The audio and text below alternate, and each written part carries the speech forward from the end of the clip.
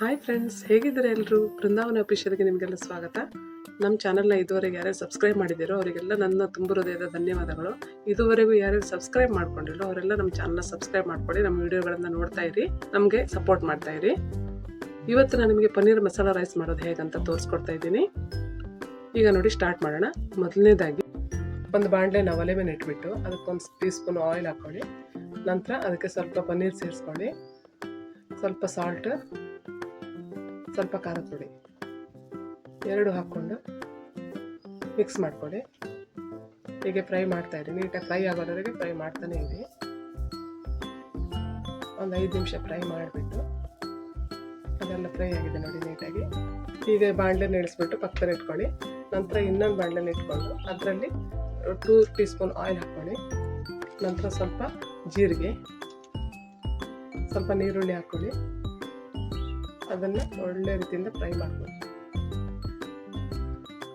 ನೋಡಿ ಇದು ಫ್ರೈ ಆಗ್ತಾ ಬಂದಂಗೆ ಸ್ವಲ್ಪ ಶುಂಠಿ ಬೆಳ್ಳುಳ್ಳಿ ಪೇಸ್ಟನ್ನು ಹಾಕ್ಕೊಂಡು ಮಿಕ್ಸ್ ಮಾಡ್ಕೊಳ್ಳಿ.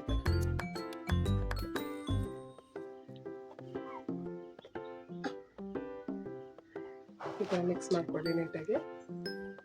ನಂತರ ಕ್ಯಾಪ್ಸಿಕಮ್ ಕಟ್ ಮಾಡ್ಕೊಂಡಿರ್ತೀರಲ್ಲ ಅದನ್ನು ಇದಕ್ಕೆ ಮಿಕ್ಸ್ ಮಾಡಿಕೊಂಡು ಸ್ವಲ್ಪ ಖಾರದ ಪುಡಿ, ಸ್ವಲ್ಪ ಗರಂ ಮಸಾಲೆ ಪೌಡರು,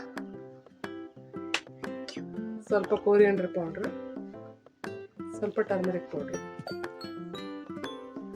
ಇದಿಷ್ಟನ್ನು ಮಿಕ್ಸ್ ಮಾಡ್ಕೊಳ್ಳಿ. ನೀಟಾಗಿ ಮಿಕ್ಸ್ ಮಾಡ್ಕೊಳ್ಳಿ. ಇದು ಮಿಕ್ಸ್ ಆಗ್ತಾ ಬಂದ ಹಾಗೆ ಒಂದು 2 ಸ್ಪೂನು ಮೊಸರು ಹಾಕ್ಕೊಂಡು ಮಿಕ್ಸ್ ಮಾಡ್ಕೊಳ್ಳಿ. ಇದನ್ನು ಈ ಥರ ನೀಟಾಗಿ ಮಿಕ್ಸ್ ಮಾಡ್ಕೊಳ್ಳಿ. ಆಮೇಲೆ ಒಂದು ಸ್ವಲ್ಪ ಸಾಲ್ಟ್ ಸೇರಿಸ್ಕೊಳ್ಳಿ. ಸಾಲ್ಟ್ ಸೇರಿಸ್ಕೊಂಡು ಮಿಕ್ಸ್ ಮಾಡ್ಕೊಳ್ಳಿ. ಮೊದಲೇ ರೆಡಿ ಮಾಡ್ಕೊಂಡು ಇಟ್ಟಿರ್ತೀರಲ್ಲ ರೈಸ್, ಅದು ರೈಸನ್ನು ಈ ಥರ ಮಿಕ್ಸ್ ಮಾಡ್ಕೊಳ್ಳಿ. ನಂತರ ಆಮೇಲೆ ನೀವು ಪನ್ನೀರನ್ನು ರೆಡಿ ಮಾಡ್ಕೊಂಡಿರಲ್ಲ ಫ್ರೈ ಮಾಡಿಬಿಟ್ಟು ಅದನ್ನು ಮಿಕ್ಸ್ ಮಾಡಿಕೊಂಡು ಸ್ವಲ್ಪ ಕೊತ್ತಂಬರಿ ಸೊಪ್ಪನ್ನು ಆ್ಯಡ್ ಮಾಡ್ಕೊಳ್ಳಿ. ಇದನ್ನೆಲ್ಲ ನೀಟಾಗಿ ಮಿಕ್ಸ್ ಮಾಡ್ಕೊಳ್ಳಿ. ನೋಡಿ ಇದೆಲ್ಲ ಮಿಕ್ಸ್ ಆದಮೇಲೆ ನಿಮಗೆ ಪನ್ನೀರ್ ಮಸಾಲ ರೈಸ್ ರೆಡಿಯಾಗಿದೆ. ನೀವು ಮಾಡಿ ಮನೇಲಿ ಟ್ರೈ ಮಾಡಿ ನಮ್ಮ ಕಮೆಂಟ್ಸ್ ಮೂಲಕ ತಿಳಿಸ್ತಾ ಇರಿ ಹೇಗಿದೆ ನಮ್ಮ ರೆಸಿಪಿ. ನೀವು ಮಾಡಿದ್ಮೇಲೆ ನಮ್ಮ ಚಾನಲ್ ಹೀಗೆ ನೋಡ್ತಾ ಇರಿ. ಮುಂದಿನ ವಿಡಿಯೋದಲ್ಲಿ ಭೇಟಿ ಆಗೋಣ. ಎಲ್ಲರಿಗೂ ಧನ್ಯವಾದಗಳು.